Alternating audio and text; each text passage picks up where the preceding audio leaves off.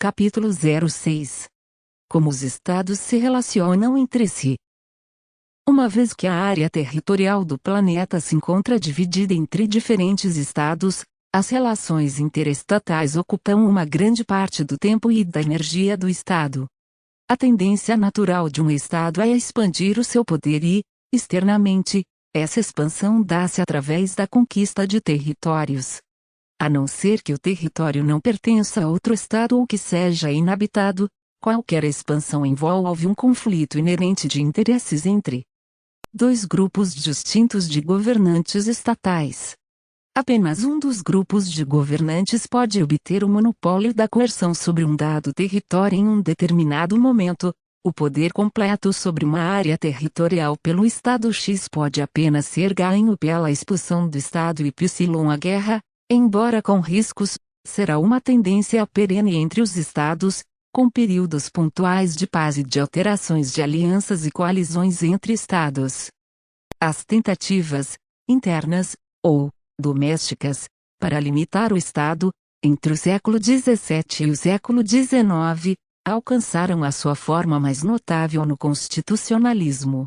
A sua contrapartida, externa, ou das relações internacionais, foi o desenvolvimento do direito internacional, especialmente nas suas formas de leis de guerra e neutralidade em guerra.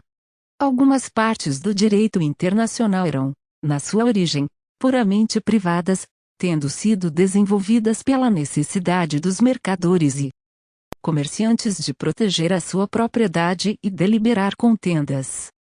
Temos como exemplos a Lei do Almirantado, Direito Marítimo, e a Lex Mercatoria.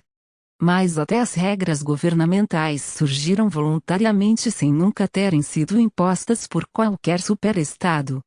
O objetivo das leis de guerra era limitar a destruição interestatal ao próprio aparato do Estado, preservando assim o público, civil, inocente da matança e devastação da guerra. O objetivo do desenvolvimento do direito à neutralidade era o de preservar o comércio internacional civil privado, mesmo entre países inimigos, do ataque por parte de um dos lados em guerra. O objetivo mais abrangente, portanto, era limitar o âmbito de qualquer guerra e, especificamente, o de limitar o seu impacto destrutivo sobre os cidadãos dos países neutros e até dos países em guerra. O jurista F. J. P. Veale descreve graciosamente uma dessas guerras civilizadas que floresceram por um breve período na Itália durante o século XV. Os burgueses ricos e os mercadores da Itália medieval estavam demasiado ocupados ganhando dinheiro e aproveitando a vida para se comprometerem pessoalmente com as durezas e os perigos da guerra.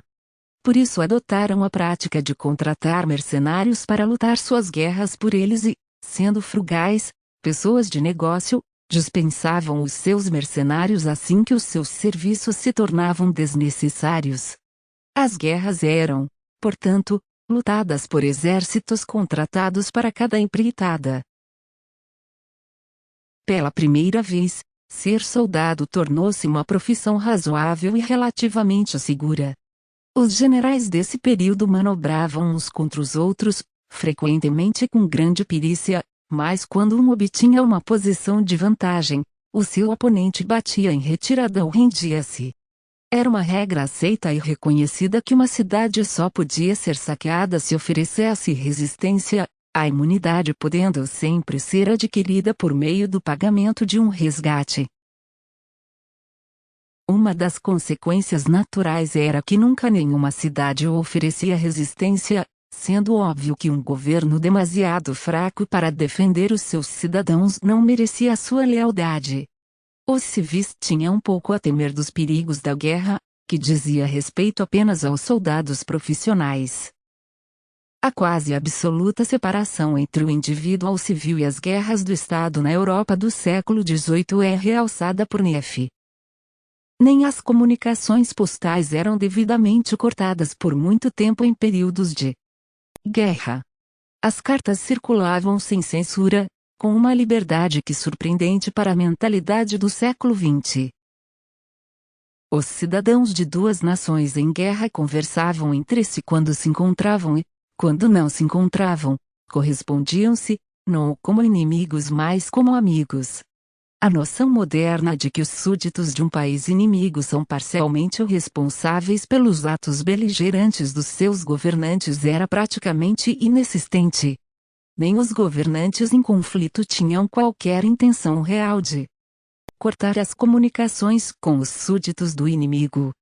As antigas práticas inquisitoriais de espionagem relacionadas ao culto religioso e à fé estavam desaparecendo, e não se imaginava sequer qualquer prática comparável de inquisição em relação a comunicações políticas ou econômicas. O passaporte foi originalmente criado para prover uma imunidade oficial em tempo de guerra. Durante a maior parte do século XVIII, raramente um europeu desistia das suas viagens a um país estrangeiro contra o qual o seu próprio estava em guerra.